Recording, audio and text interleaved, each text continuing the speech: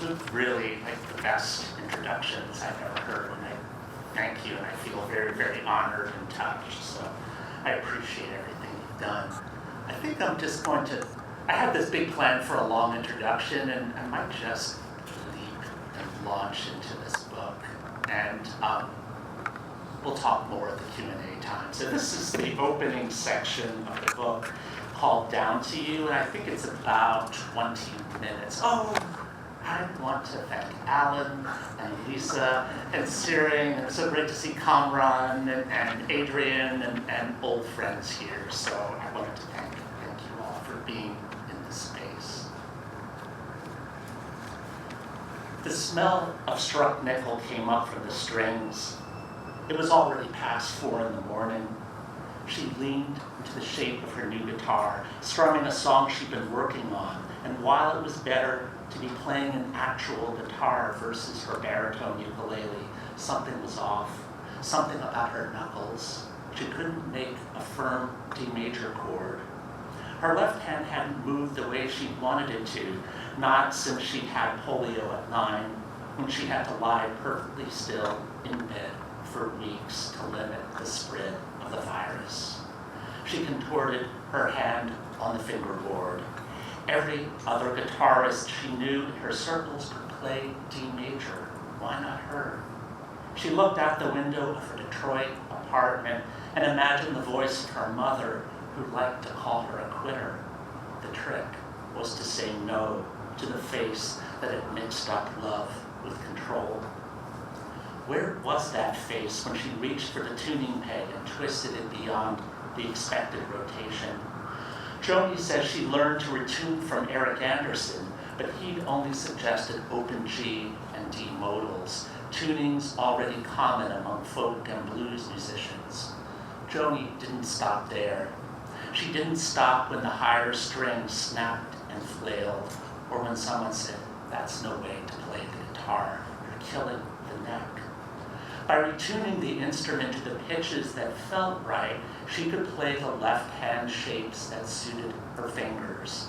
She opened up the orchestral breadth of the guitar, deepening its bottom range, rewriting the rules of Western musical tradition. But who starts in the clouds? Like any artist, her task was to find a sound that captured how she talked, how the currents of her brain moved, how she held the wine glass in her hand as she walked from one side of the party to the other. Retuning her guitar, audacious as likening herself to Van Gogh, Picasso, Beethoven, and Shakespeare. Audacious as hiring the musicians and firing them when necessary. How many men would she have to convince? She was on her own in a world of men who must have crossed their arms over their chests, leaned back in their chairs, and looked at her with mildly amused contempt. August night, runway lights, plane landing, rubber on hot asphalt. Play that. By the time of Court and Spark, her 6th album, she'd grown tired of playing solo, and so many of the techniques she'd invented on her own were being questioned, challenged, dismissed by school musicians. One night, when she had enough, she taped a sign to the studio door, "No boys allowed," always telling her you can't before she'd even had the chance to explore. It killed everything to begin with that fear of failure. The 6th string, the 5th string, when would she think her guitar had taken enough punishment? And those tunings went down through the years, hitting the ears of people along a causeway, atop a skyscraper, in an underground cave. Magic, though there had to be a better word for it. Sorcery? Hello out there, an astronaut, a drug dealer, a pilgrim. So many strangers waiting to be transformed by her songs, though none of them knew that yet. The wind blew through the open window. Tonight, I didn't mind that the Brooklyn trees were stripped of leaves, the light falling on their trunks in buttery gold. My new friend and I were DMing about music, our correspondence becoming more involved once it became clear that we were crazy about the same songs. It would have been too on the nose to talk about Joni, though he must have considered it. Joni was fraught territory. Joni was personal. And as far as questions, what if I was the kind of person who only listened to Blue? What if he dismissed everything before 1976 and believed she'd reached her pinnacle with Hijira? What if I hated the jazz work, or else loved it too much and wished she'd done more albums in the vein of Mingus, but maybe with acoustic instruments rather than electronic? What if he believed there was such a thing as a single coherent Joni over time, and not a village of poets contradicting or at least questioning one another? What if I didn't know an open tuning from a corkscrew? What if he thought the circle game was utter genius? I mean, I loved the imaginary campfire of the circle game, but painted ponies and cartwheels and being captive on a carousel, it would be very easy to make an ending before there was a beginning. Red flags. Picture a grass slope stabbed with them, snapping in the wind. And if not red flags, polite acknowledgement, bland agreement, then nothing. People could barely look after themselves. No one wanted connection these days. There were already too many reasons for awkwardness, especially on these things we call the apps and the socials. And besides, who didn't love Joni these days? I rarely ran into a person who didn't admit to being a Joni fan or say, my grandmother is a total Joni fan. It came with no risk of bad taste, no chance of sounding a little dim, whether you were queer, straight, black, brown, old, young, and academic, or someone who rung up blueberries and extension cords at the Dollar General on the edge of town.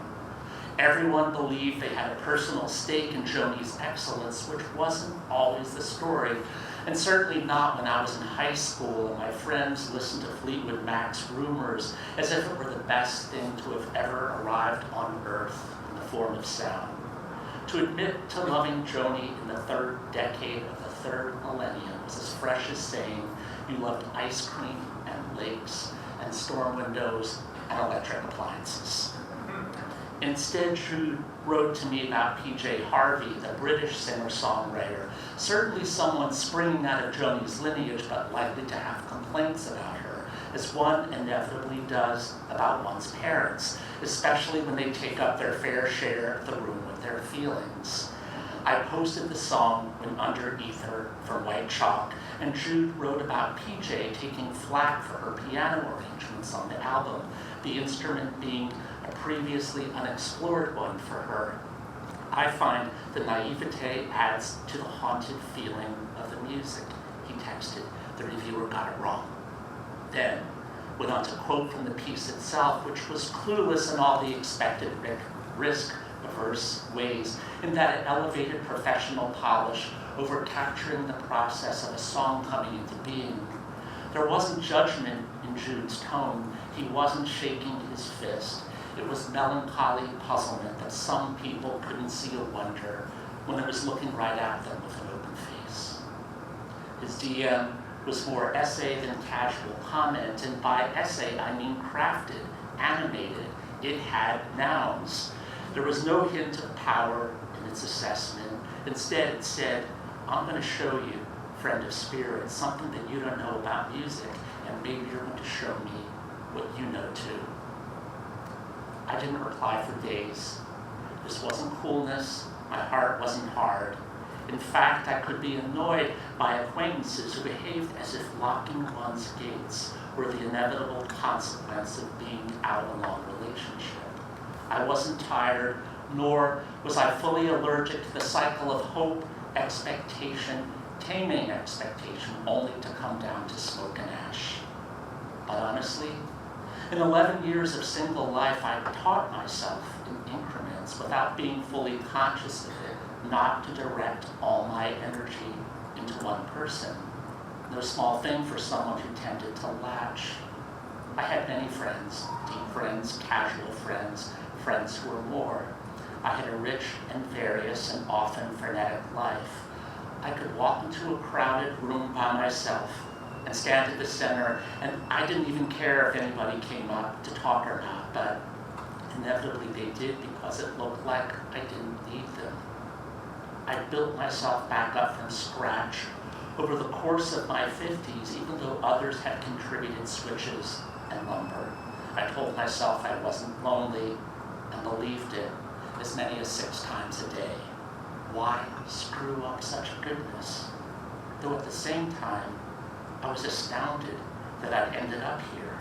I was walking down Court Street for the 5th time that afternoon, setting myself out to another pointless errand for a yellow key cover and Miracle Grow. It exhausted me that, aside from my teaching, so much of my waking life was dependent on my eye, that I had to put so much effort into parenting this eye, keeping this eye involved and delighted, when I might have just rather looked at the person sitting in the chair across the room and said, "You need something, babe?" When I finally wrote him a more involved note on his birthday, I texted, "You're so right about that reviewer missing the point. It seems to me that singer-songwriters use amateurism or searching to their advantage." I knew I was actually talking about Joni's methodology, but wasn't ready to go there just yet. Then, let out a breath. Just thinking of the dulcimer songs on Blue. By that, I meant Joni was learning the dulcimer as she wrote those songs. The constraint made them great.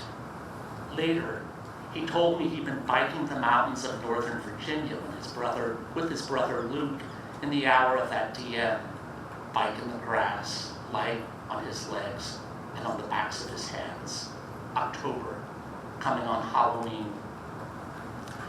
In the days to come, I found out that he was a neurologist, musician, and writer.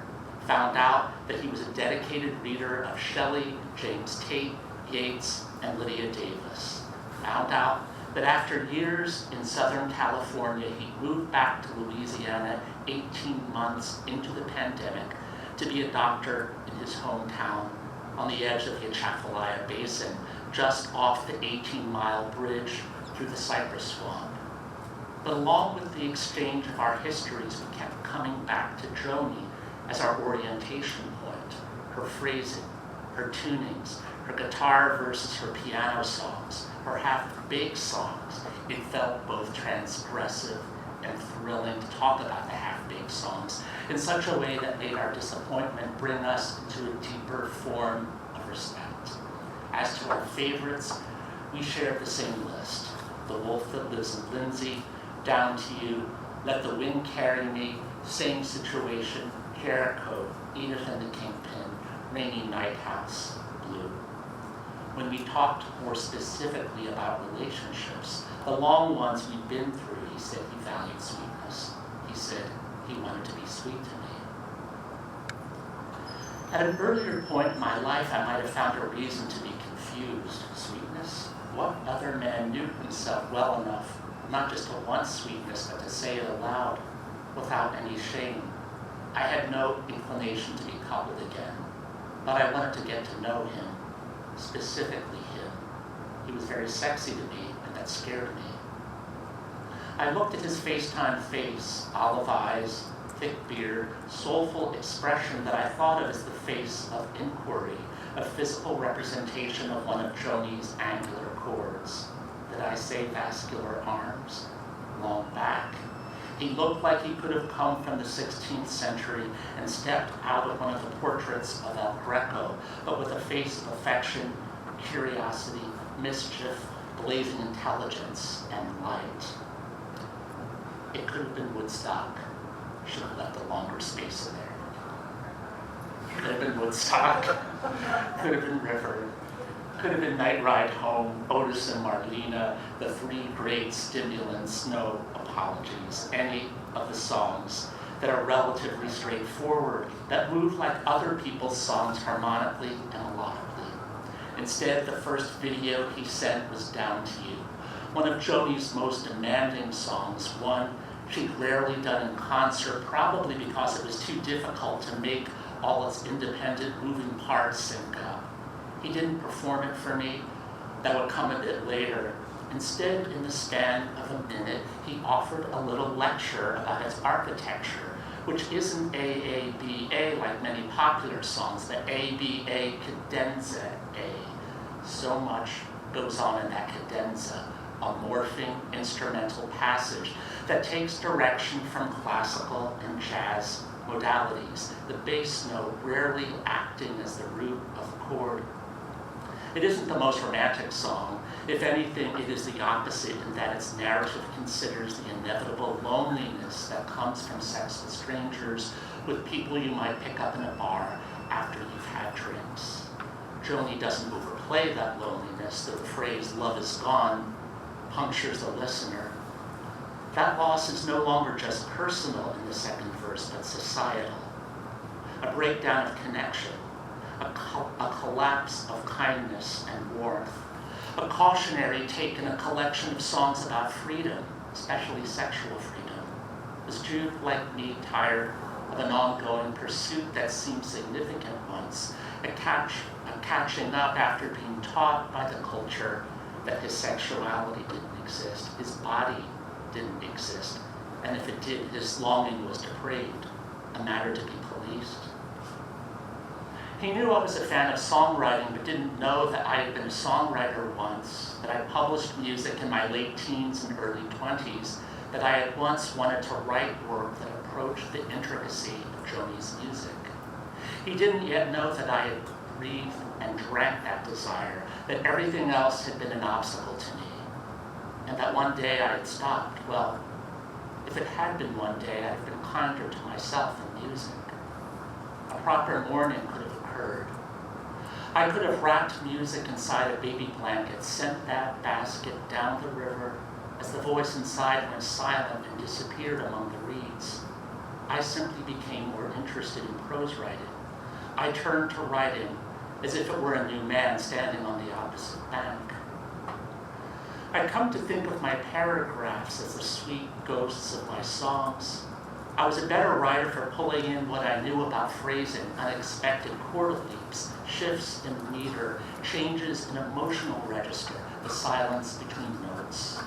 Every writer should begin with another art form, acting, painting, sculpture, and use that as a point of comparison or departure. It was one of the few pronouncements I passed along to my writing students, and it was never a lie. But the way I talked about leaving music behind seemed easy, almost cozy, as if I'd simply knocked out a fireplace, pulled up the rotting floorboards in the kitchen, and basked in the sunlight through the windows around the table. If I decided to think of myself as a prose writer, I could say, here I can make something on my own and not have to deal with the complexity of others' egos, the perils that come with collaboration. But it hadn't occurred to me that giving up music was as extreme as moving to the Mojave and giving up water in order to be a better person. I missed the hammering of my fingers, missed taking satisfaction in their strength and reach. I missed worrying about the condition of my voice, whether that granular scratch meant strep throat or just the season of cedar pollen. I'm listening to the granular scratch in my throat. I missed the sense of inhabiting my body that music gave me, locking myself in my neck, thighs, diaphragm, and butt in the manner of an athlete. I missed trying to impress someone by simply singing and playing for them, a practice that somehow took on a life of its own and that my ego dissolved, and we were water. Music is water. I understand it to be so in that it breaks down levels. It equalizes. Once anyone is inside music, there isn't a boss of it. The listener means as much as the players, and we aren't ourselves anymore, not quite, with our usual heaviness and dashed hopes. If anything, it makes us lighter, buoyant. We float. Why would I do such a thing to myself, my spirit? People give up children. People leave beloved places behind for their families. People step out of their lives in middle age to care for an ailing parent. People put pleasures aside in order to become activists who help and save others. I gave up the one true thing I had that connected me to people. I'd been lonely as a child, and I brought myself closer to others through music, by playing with and for them. I saved my life through music. I gave it up. Jude looked right into the camera, as if he were looking into my face, even though to do so, he had to be looking fully at himself, unafraid. With only 2 percussive notes on the piano, I knew he taught himself lessons in survival for me. And as I listened to his turns, holds, and spaces, I heard it as a brand new thing, both of Joni and not. His playing wasn't so much about his ability to get it right, to win it, but to show me all the intricacies that lay inside what I thought I already knew. Every detail that was too easy to miss, the song cracking open into a fresh field that wasn't simply one thing, but an oncoming action of colors, stems, petals, and leaves, both browning and coming to life at once. See that violet, that yellow? Shepherd's needle, fire wheel, bog torch, button bush, chicory, cinnamon fern. Maybe I'd never really loved. And if I didn't crash into his arms like the speaker in Amelia, I felt them around me, holding me in place. It was staggering to know that about myself after all this time, which only made me want to hold him harder, even though he wasn't in the room with me. And now it's just beginning my life. Thank you. Thanks for listening. That's a lot to listen to.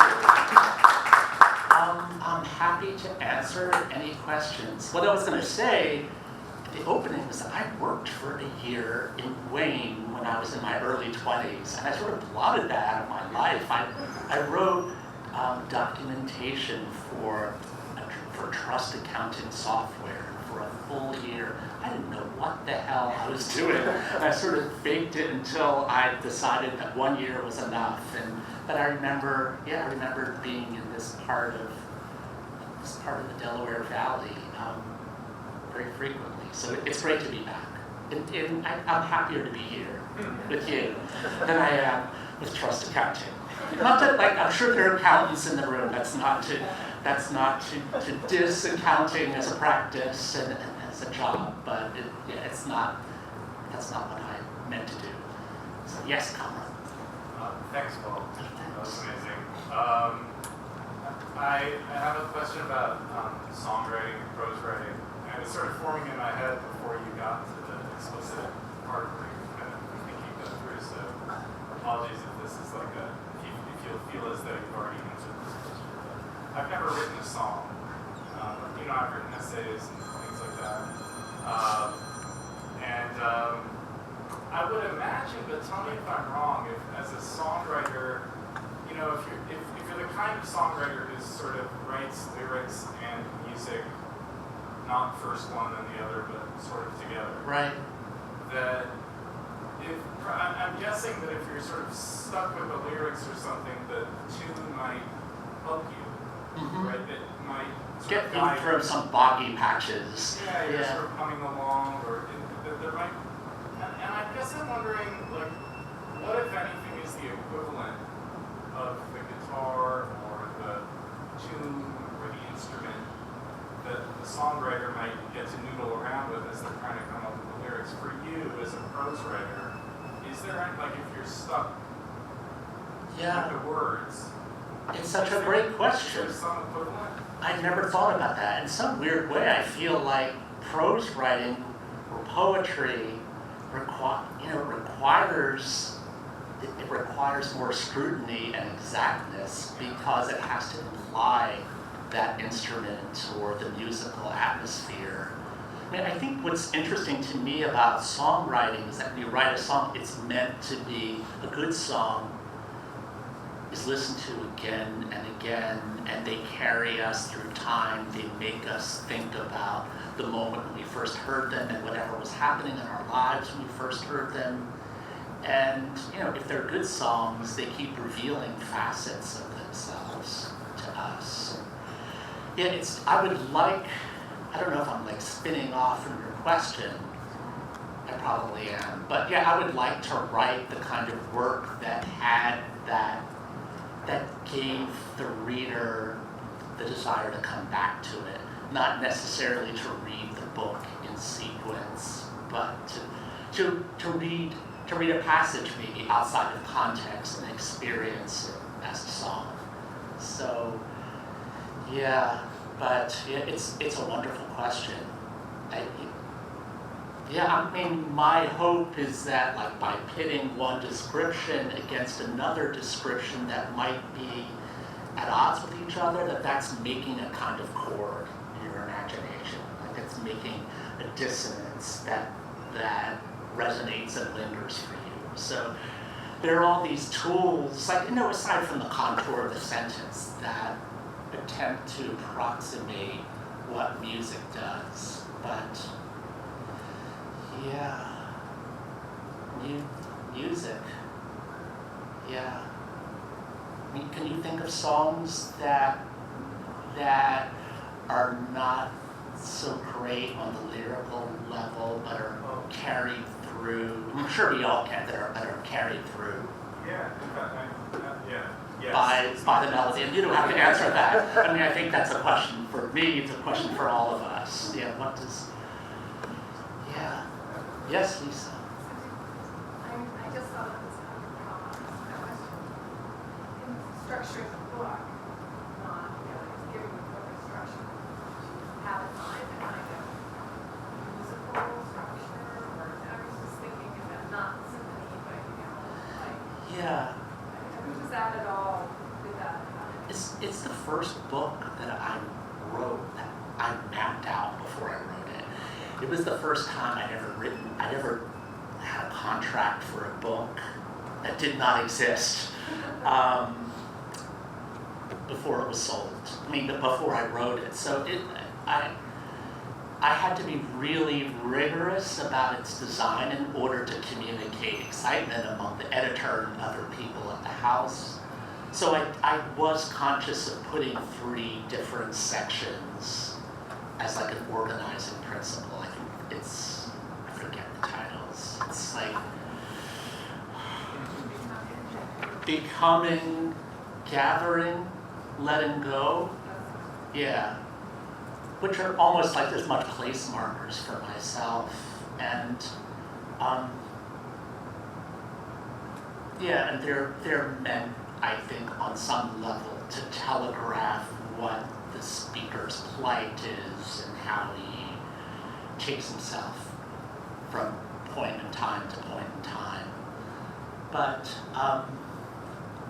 I think what I learned about mapping out the book beforehand was that the strong girders of that gave me more license and leeway and permission to make discoveries on the sentence level.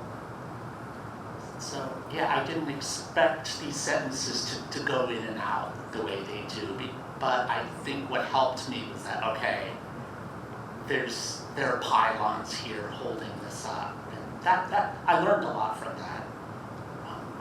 I was very distrustful of what I had to do in order to sell the book. I thought this was like dealing with the devil.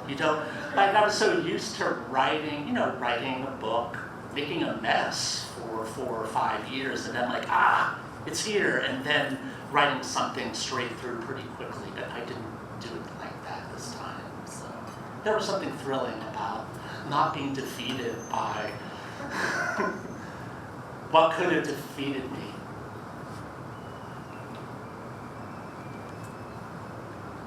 Yes. You have that line. Mara. Oh my God, it's you! You were here the whole time and I didn't see you. Mara was a former student. Sorry for the inflated voice. Like, I didn't recognize you. So now I'm very excited. You have that line earlier on about you were thinking about the dulcimer song, the song Blue, and Yeah. Johnny learning the dulcimer through playing the songs. Right. So I was curious, in your own writing, what is your experience of learning as well? Do you go into projects with thinking about this is something I want to learn? Yeah, that's a great question. I mean, I think I try to keep going back. I want to be an amateur again and again. I don't want to follow my own patterns. I don't want my patterns to do the work for me.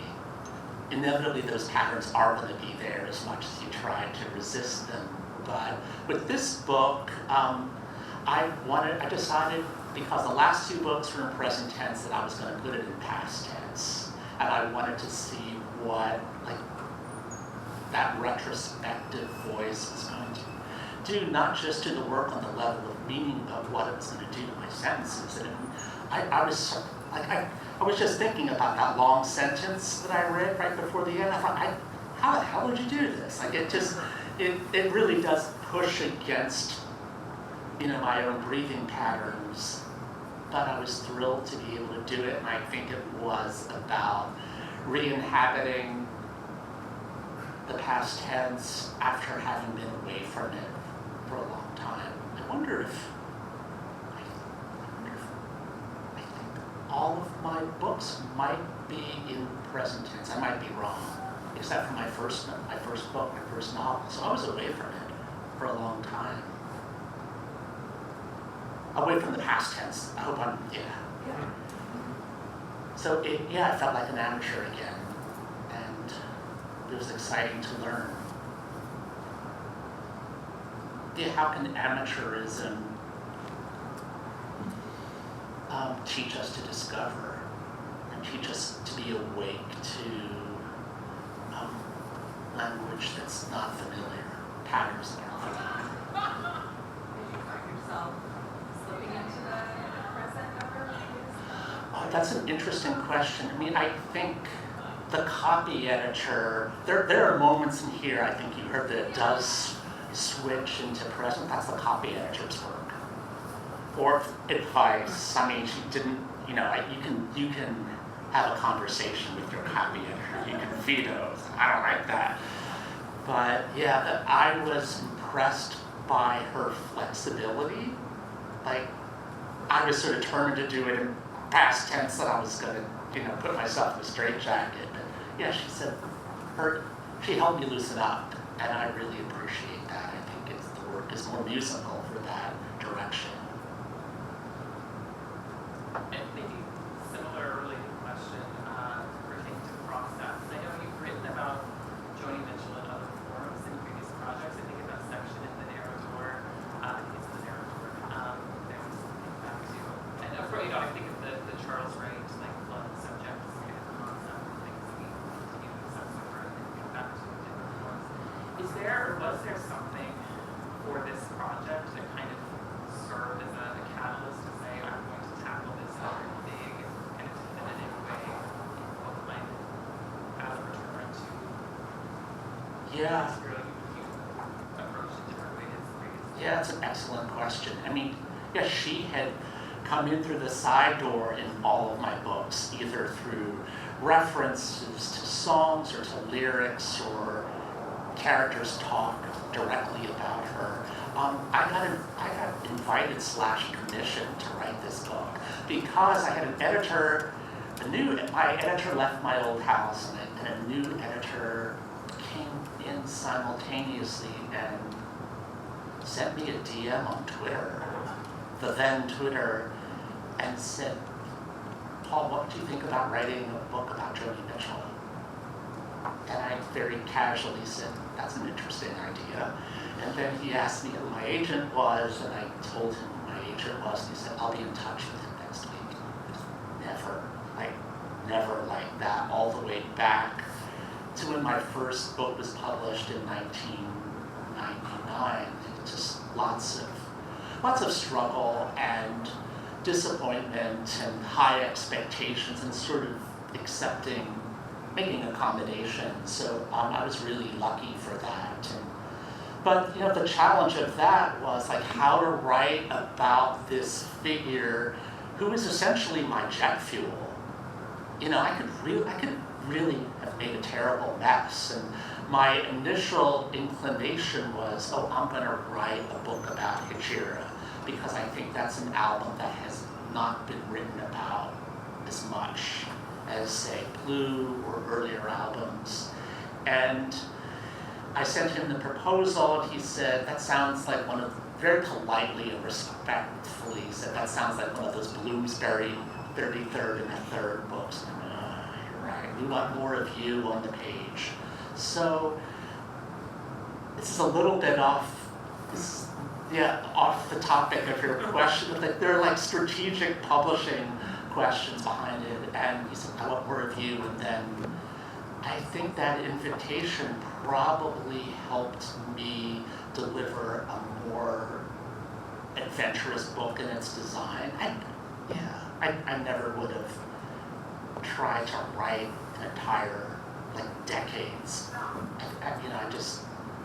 What enabled me to write previous books is that I'd say, okay, I can write 1991 to 1994, or I can write a year, but this really does try to telegraph decades through emblematic moments. So I really lucked out. I was super fortunate. I hope every writer gets that sense of good fortune. Yeah, it was published as, it feels like a labor of love. It's nice to have an editor who's a Joni fan, But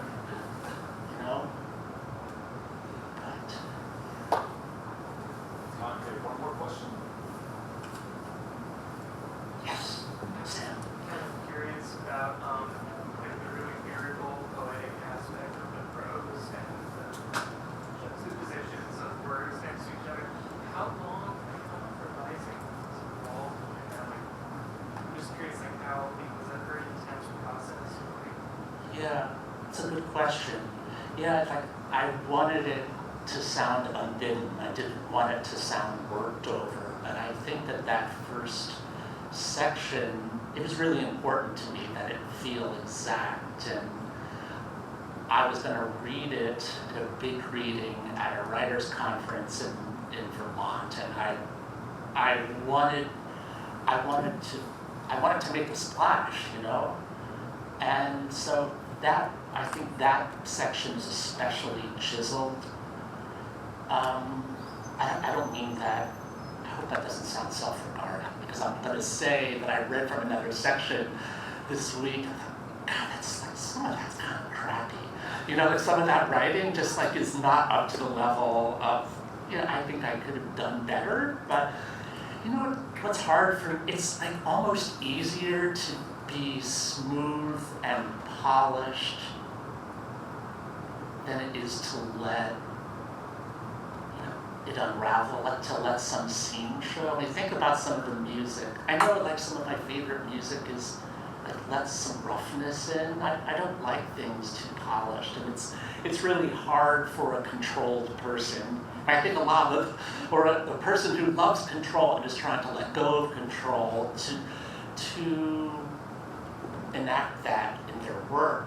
So, as I was reading what I read earlier in the week, I felt like, but then I also thought this is what you want. This has some spontaneity. So, yeah, it's all.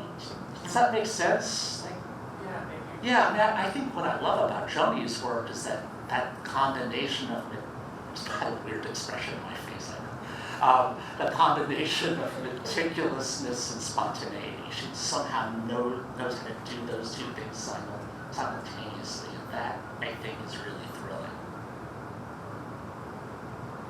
It's hard to do.